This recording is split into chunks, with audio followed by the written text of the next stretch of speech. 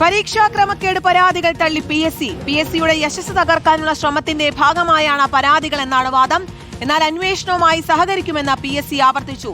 അതേസമയം പരീക്ഷാ കമ്മിറ്റിയിൽ ക്രൈംബ്രാഞ്ച് SIT-യുടെ അന്വേഷണം പുരോഗമിക്കുകയാണ്. ഇതുവരെ SIT-ക്ക് ലഭിച്ച പരാതികളുടെ എണ്ണം 100 കടന്നിട്ടുണ്ട്. റഹീസ് റഷീദുണ്ട് വിശദാംശങ്ങളുമായി. റഹീസ്, പരീക്ഷാ ക്രമക്കേട് അങ്ങനെ ഒരു സംഭവമേ ഉണ്ടായിട്ടില്ല എന്നാണോ PSC ഇപ്പോൾ പറയുന്നത്? PSC-യുടെ യശസ് തകർക്കാനുള്ള ശ്രമത്തിന്റെ ഭാഗം മാത്രമാണ് ഈ പരാതികൾ എന്നാണ് ഇപ്പോൾ ഉയർത്തുന്ന വാദം. അതേസമയം അന്വേഷണം, SIT അന്വേഷണം അതെങ്ങനെയാണ് പുരോഗമിക്കുന്നത്?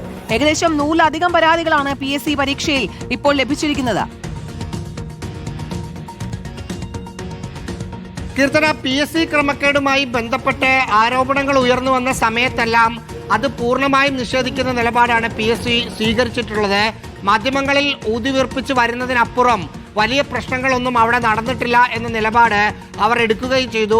പലതവണ സംസ്ഥാന സർക്കാർ നിയോഗിച്ച SIT അന്വേഷണത്തോട് സഹകരിക്കാത്ത നിലപാട് PSC സ്വീകരിക്കുകയും ചെയ്തു.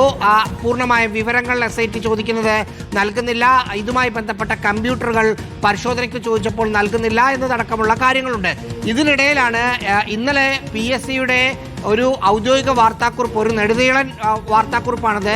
ആ വാർത്താക്കുറിപ്പിൽ തുടക്കത്തിലെടുത്ത നിലപാട് തന്നെ PSC ചെയർമാനും മറ്റും അല്ലെങ്കിൽ അംഗങ്ങളും മറ്റും പ്രധാനപ്പെട്ട ഉദ്യോഗസ്ഥരും അന്വേഷണ പരിധിയിലേക്ക് കടന്നു വരുന്നതിനിടെയാണ് ഇത് മുഴുവൻ മാധ്യമങ്ങൾ ഊതിവീർപ്പിക്കുന്നതാണ്, PSC-ക്ക് ഒരു കുഴപ്പവും പറ്റിയിട്ടില്ല എന്ന നിലപാട് അവർ എടുത്തിരിക്കുന്നത്. പക്ഷേ അന്വേഷണ സംഘം PSC നിലപാടെടുക്കുമ്പോഴും അവർക്ക് കിട്ടിയ മൊഴികളും പരാതികളും പരിശോധിക്കുമ്പോൾ ഇതിനകത്ത് ഇല്ലീഗലായ പല കാര്യങ്ങളും നടന്നിട്ടുണ്ട് എന്ന നിഗമനത്തിൽ തന്നെയാണ് അവരുള്ളത്. നിയമപരമായി PSC സഹകരിക്കുന്നില്ലെങ്കിലും നിയമപരമായ നീക്കങ്ങളിലൂടെ ഈ കേസിൽ തുമ്പുണ്ടാക്കാൻ, ഒരു അവസാനമുണ്ടാക്കാനുള്ള ശ്രമം ക്രൈംബ്രാഞ്ചിന്റെ ഭാഗത്തു നിന്ന് നടക്കുന്നുണ്ട്.